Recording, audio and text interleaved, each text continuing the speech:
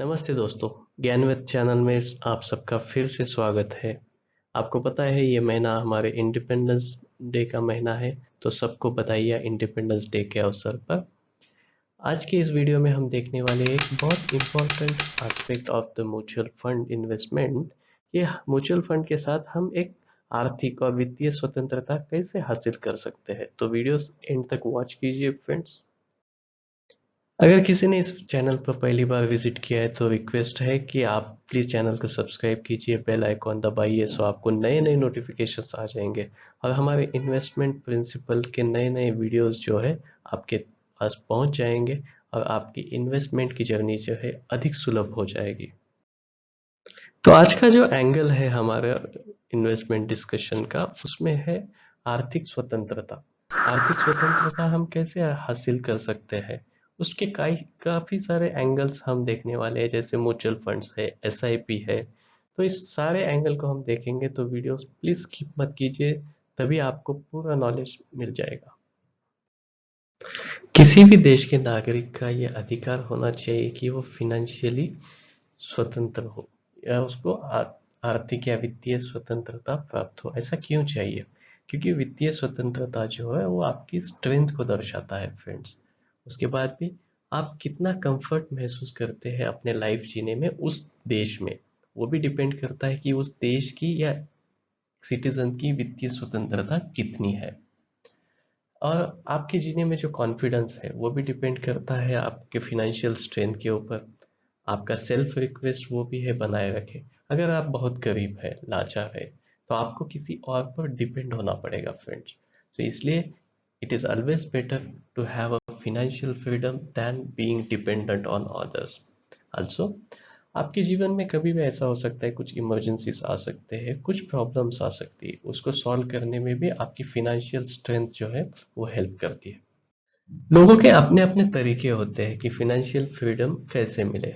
तो जैसे एक है कि बीमा लोग उतारते हैं।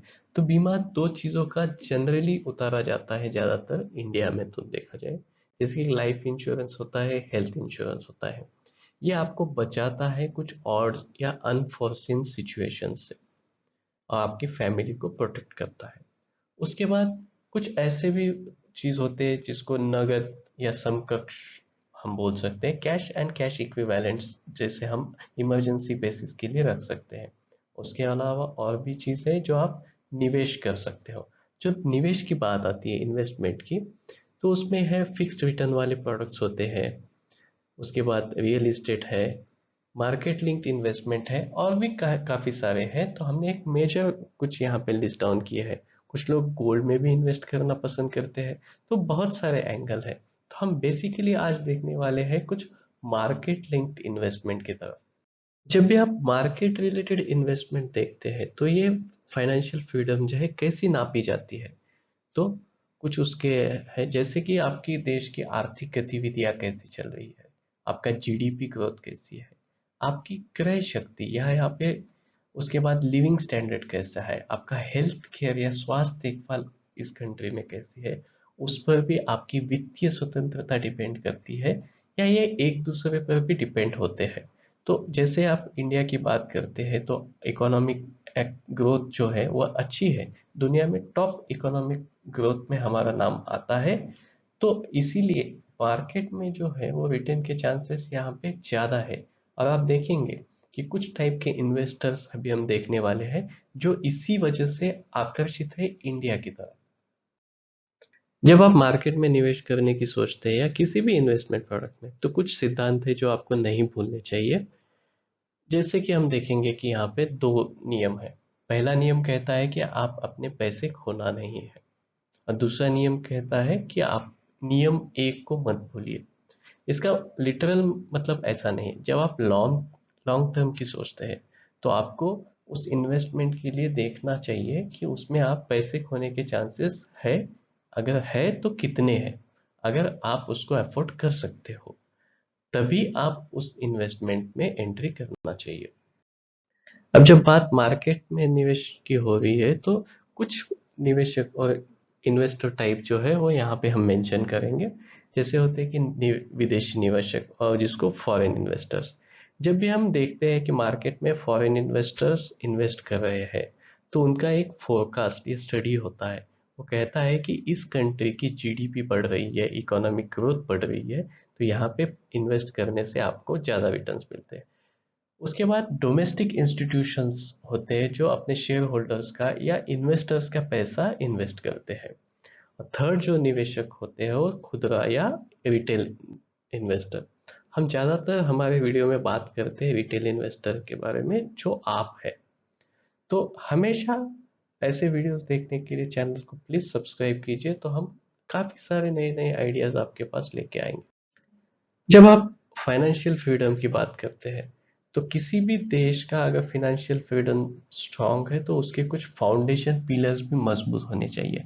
क्योंकि ऐसे कहते हैं कि अगर आपकी नींव मजबूत है, तभी आपकी बिल्डिंग या संरचना जो होती है वो मजबूत हो बन सकती है।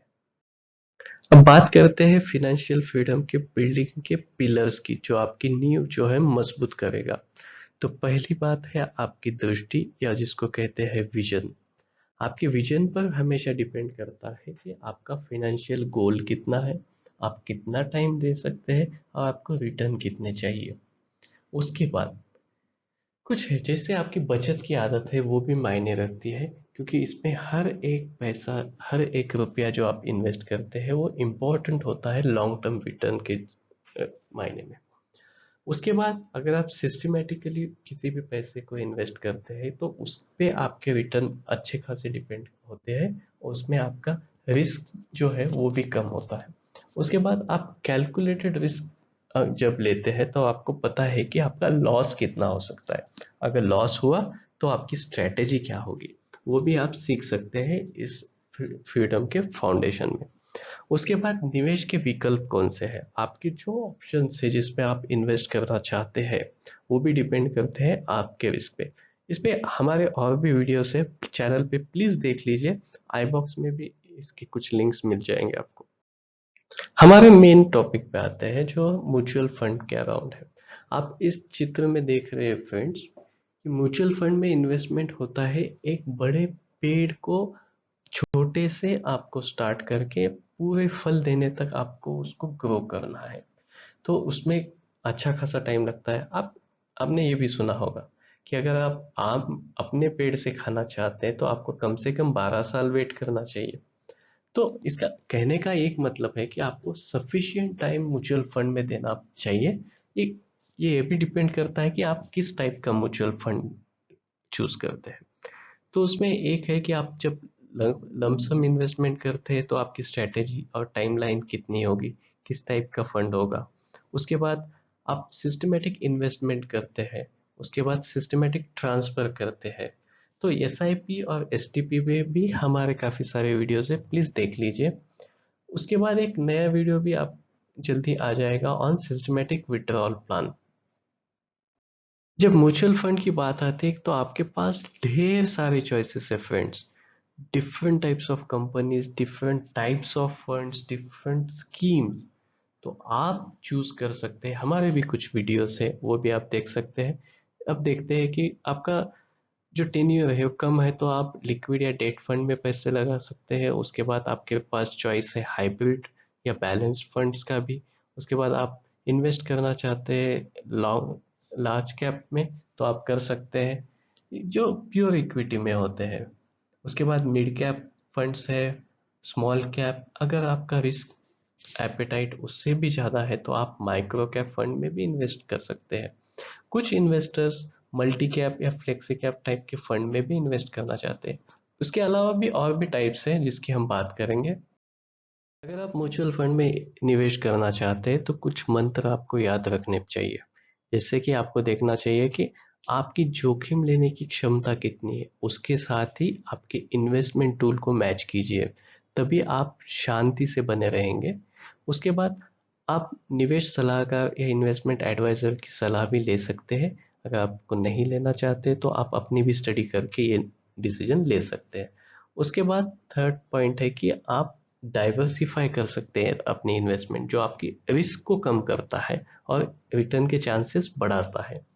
उसके बाद आपका इन्वेस्टमेंट हॉरिजॉन या क्षितिज कितना है, वो भी निर्भर होता है आपके रिटर्न कैसे मिलेंगे।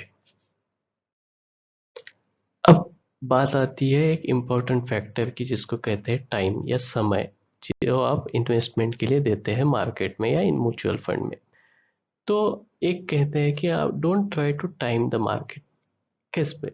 इसमें एक पीटर लिंच जो लीजेंडरी इन्वेस्टर माने जाते हैं, उनका एक स्टेटमेंट है। वो कहते हैं कि जो काफी सारे इन्वेस्टर्स होते हैं जो वेट करते रहते हैं कि कल करेक्शन आ जाएगा, मार्केट डाउन हो जाएगा, तब हम हमारे पैसे लगा देंगे। पर ये किसी को भी पता नहीं होता है कि मार्केट कब डाउन जाएगा, अगर जाएगा तो कितना जाएगा। तो ऐसे इन्वेस्टर जो है वो अपॉर्चुनिटी को खो देते हैं।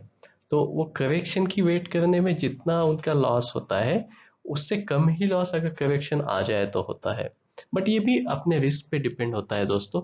तो आगे के वीडियो पे देखते हैं। यहाँ पे हम कोशिश कर रहे हैं कि आपका जो इन्वेस्टमेंट टाइम जो है वो कितना होना चाहिए। जैसे आप देखते हैं कि आपके पास काफी सम कम है, जैसे 1 महीने से लेकर 1 साल, 2 साल, 3 साल तक है।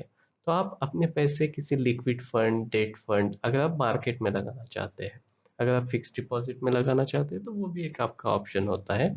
उसके बाद अगर आप, आपके पास 3 साल से 5, 6, 7 साल है मान लीजिए, तो आप हाइब्रिड या बैलेंस्ड फंड का भी यूज कर सकते हैं।